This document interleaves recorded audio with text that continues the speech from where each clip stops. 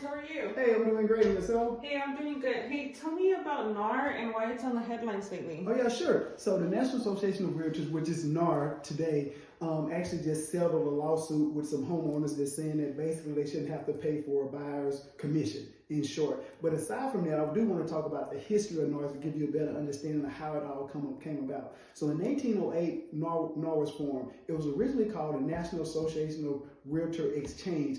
It was formed by roughly about 109 people and 19 boards across the country and an actual brokerage out of Minnesota that actually collectively came up with the standards and principles that set across the United States. So it's some uniformity to it as opposed to each state, each municipality doing their own individual thing. So when this took place, there was no standards in place. So now they have the uniform standards. Now the 6% commission that's known today across the country, that is a little bit more of a gray area. There's really no definitive agreement specifically about the commission, and there's no formal documentation saying, okay, this is what we're going to do. It just somehow came about and became the standard across the country. Now, with that being said, in the report, it said that, well, in the agreed upon settlement, NAR agreed to say, listen, we're going to take out of addressing the buyer's commission period in the listing agreement and on the MLS. Now, they did not say that the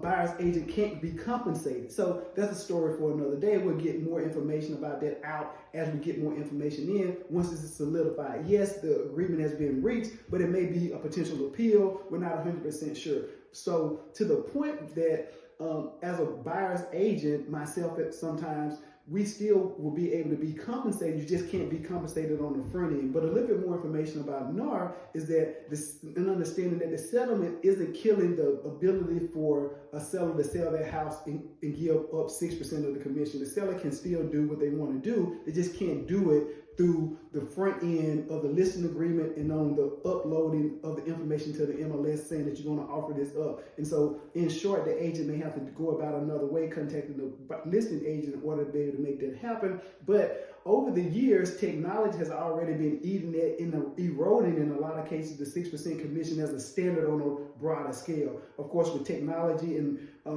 corporations getting involved in the real estate industry, they're looking to drive down the commission, and even if they only get a small percentage, they're looking at to increase the volume of being able to help sellers save money. And so you got a lot of websites out there that cater to and specialize in working with homeowners to be able to get their home sold at a discounted price anyway, even before this came about. So I don't really see it being a devastating move, long term. It is causing some huge disruption in the industry and going to do so going forward. But we all have to stay tuned in terms of what's ultimately going to happen in the environment as it relates to real estate. But there's some brief information about NAR and how they got formed and started. So going forward, we would have to kind of take a look at it and see which each individual brokerage is going to do and what's going to be the standard across the United States going forward. That's all the information I have right now, but I'll most definitely keep you posted.